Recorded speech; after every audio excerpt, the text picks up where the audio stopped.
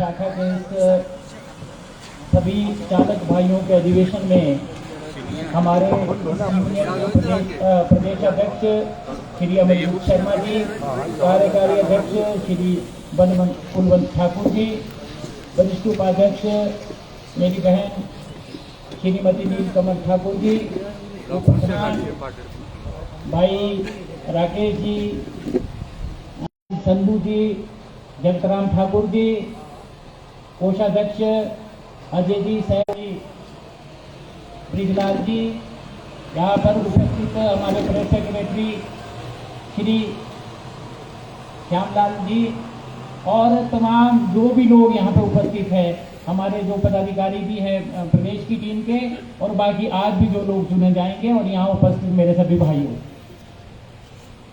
मेरे आप लोगों से कैसे परिचय हुआ, पहले इस बात का मैं जिक्र करना चाहूँगा। हम लोग पुनियार में एक सप्ताह में थे, अमर सिंह भाई के यहाँ पे कार्यक्रम चल रहा था। मुझे आपके अमरजीत शर्मा जी और इन लोगों का फोन आया कि हम लोग आपसे मिलना चाहते हैं। उड़ीसा के चालक संघ के वहाँ के पदाधिकारी भी इनके साथ थे, और हम लोग वहाँ पे उस दिन उस अवसर पर मिले। जब मिले तो मैंने कहा कि किस तरह से क्या दिक्कत है, तो इन्होंने कहा कि हम लोग पिछले 2-2.5 साल से अपना एक संगठन पंजीकृत कराना चाहते हैं और उसको चलाना भी चाहते हैं, हमारे को आपके सहयोग की जरूरत है। मैंने कहा ये तो मेरा पेशा है, जैसा आपका पेशा ड्राइवरी करना है। मैंने पिछली बार भी बोला था आप लोगों के बीच में, जैसे आप लोग चालक का काम जानते हैं, वैसे मैं यूनियन को पंजीकृत कराने का काम जानता हूँ। तो मैंने पूछा कि कब से आप चले हैं, कैसे कैसे कर रहे हैं, क्या क्या किया है, किसके पास मिले हैं, सारा विस्तार से इन्होंने सब जानकारी दी। हम लोगों ने कोशिश की, आप सब लोगों का आशीर्वाद और सहयोग था, और हम लोग यूनियन पंजीकृत कराने में कामयाब हुए।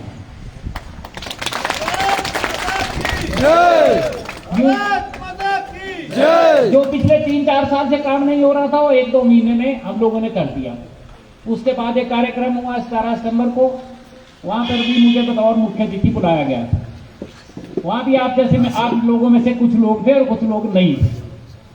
आपस में विवाद हो जाता है, घर में भी विवाद होता है, भाई भाई का भी विवाद होता है, परिवार में भी विवाद होता है। विवाद को हल करने की भी एक प्रक्रिया है। जिस आदमी में अहंकार है, जिस आदमी में अपने आप को लेके अपने अंदर ईगो है, वो कभी मैं तो अपने आप ही सब कुछ हूं, लेकिन ऐसा नहीं है। हम अनजाने में कोई बातें बोल सकते हैं, सोच सकते हैं, संगठन के बिना हमारी गति नहीं। जुड़ गए वो बहुत बढ़िया हो गया, और जो नहीं जुड़े उनको जोड़ने के लिए एक प्रक्रिया में आगे बढ़ रहे हैं। हम लोगों ने कहा कि क्या बात है, मेरे को पता चला कि आपस में कुछ मनमुटाव है, और कुलवंत भाई वगैरह सब लोग, जो जगतराम जी वगैरह, इन लोगों से मेरा परिचय नहीं था। मैंने खुद निर्णय लिया, मेरे को किसी और ने नहीं कहा कि मैं इनके पास जाऊंगा। मैंने कोई माध्यम बनाए, जग्गी भाई थे जो यहाँ से चुनाव लड़े थे, उनको मैंने फोन किया, और मैं नमोल इनको मिलने के लिए चले गए। मैं इस बात की जानकारी आपको इसलिए देना चाहता हूं कि आपको आगे बढ़ने के लिए क्या क्या करना पड़ेगा।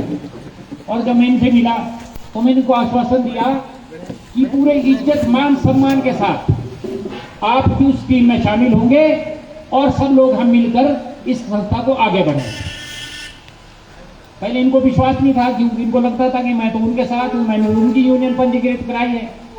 लेकिन धीरे धीरे हमने उस विश्वास को कायम करके उस विश्वास पे हम आगे बढ़ने का हमने काम किया। हम लोगों ने एक साझी टीम बना दी। हमने बोला जो अमरजीत जी को अधिकार है वही कुलवंत भाई आपको अधिकार है, जो हमारे कोषाध्यक्ष अजय को अधिकार है वही आपके सह कोषाध्यक्ष ब्रिजलाल भाई को अधिकार है।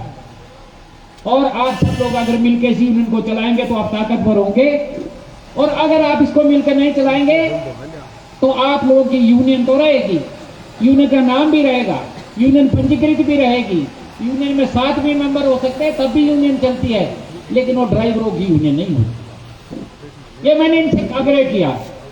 हम लोगों ने पिछले दिनों, बहुत मुझे खुशी है, मैं आप लोगों से इस बात को साझा करना चाहता हूँ, यहाँ सप्रतक जो देवता हो बाडू बाड़ा है, वो चाहे नेपाल का आदमी हो, चाहे बिहार का आदमी हो, चाहे उत्तर प्रदेश का आदमी हो, चाहे कहीं का भी चालक है, लेकिन जब इस स्वाठी में हम लोग आते हैं, इस क्षेत्र में हम लोग आते हैं, तो यहाँ का जो राजा है वो बाडू बाड़ा देवता है। उस बाडू बाड़े के प्रांगण में मैंने सब लोगों को इकट्ठा बिठाया जो भी मन में मैल है उस बात को यहाँ पे रखो, जो भी आपके बीच में मतभेद होंगे उनको खत्म करो और आगे बढ़ने की बात करो। मुझे धन्यवाद करना है सब अपने मित्रों का, अपने भाइयों का। बड़े बड़े मनमुटाव थे दोस्तों, यहाँ तक था कि आपस में मारपीट तक बात हो गई थी, गाली गलौज तक बात थी और वो विवाद बढ़ते जा रहे थे। लेकिन मेरी इस आग्रह को सबने माना और हमने इस संगठन को आगे बढ़ने के लिए सबको गले मिलाया और देवता माडू बाडा के सामने ये शपथ ली कि हम इस पूरी ईमानदारी के साथ इस संस्था को आगे बढ़ाएं।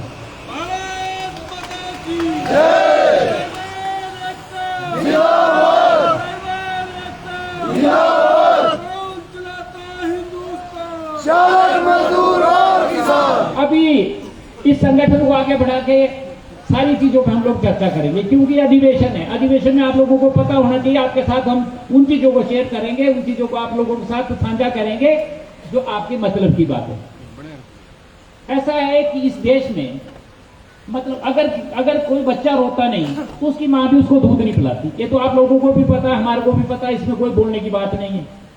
अगर चालकों से पहले सरकारी क्षेत्र के चालक होते थे, आप लोगों जो सरकारी नौकरी में लोग काम करते हैं और ड्राइवर लोग हैं, जब वो गाड़ी चलाते थे तो गाड़ी चलाते चलाते क्या होता था, जो उनका अफसर होता था वो बोलता था मेरे जूतों में भी पॉलिश कर दे, मेरे घर में बच्चे उसका भी थोड़ा बहुत काम करते, मेरे घर में भी कोई बर्तन धोने वाला नहीं आया, इनको भी धो के चल फिर हमने दफ्तर चलना है। ये परिस्थिति थी। लेकिन ड्राइवरों की यूनियन बनी और मुझे खुशी इस बात की है कि ड्राइवरों की उस यूनियन का नेतृत्व भी पहले बलीराम ठाकुर जी वो मजाट से थे और बाद में विद्यासागर जी वो फरोग से थे, उन्होंने किया और प्रदेश में ड्राइवरों की जो इज्जत और मान सम्मान है सरकारी क्षेत्र में उन्होंने बहाल किया। उसके बाद सरकारी क्षेत्र के ड्राइवरों के लिए अच्छी वर्दी, अच्छे स्केल, अच्छी तनख्वाह, उनके लिए बैठने के लिए अलग से ड्राइवर रूम, ये सारी चीजों की सुविधा मिली।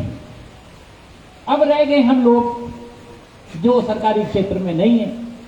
हम लोग सोचते हैं इस मालिक ने मेरे को 500 रुपए ज्यादा दे दिए, ये ओवर टाइम ज्यादा दे रहा है, यहाँ मेरे 2 पैसे ज्यादा बन रहे हैं, ये ज्यादा अच्छी बात है, यहाँ से मैंने इस बंदे को निकलवा दिया, यहाँ मैं लग गया, दूसरे आदमी कोई जो बंदा है उससे। हम लोग आपस की ईर्ष्या की वजह से, आपस के मनमुटाव की वजह से, आपस में अपने अपने छोटे छोटे स्वार्थों की वजह से अपनी जिंदगी को आगे तो बढ़ा रहे हैं, लेकिन हम लोग किसी नतीजे पर नहीं पहुंच रहे हैं।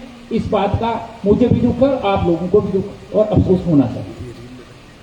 इसके लिए क्या है, हम लोगों ने इससे पहले क्या किया, जो आदमी लेबर का काम करता है, मजदूर का काम करता है, उनके लिए एक संघर्ष लड़ा। पहले सरकारों के साथ लुआ लिया, प्रदेश की सरकारों के साथ बात उठाई, देश की सरकार के साथ बात उठाई और फिर माननीय सर्वोच्च न्यायालय में गए कि जो निर्माण काम में लगे हुए लोग, जो बेलनेरी का काम करता है, जो पत्थर तोड़ने का काम करता है, जो मिस्त्री का काम करता है, जो वेल्डर का काम करता है, जो कोई और काम करता है, उनके लिए एक वेलफेयर बोर्ड बनाया गया।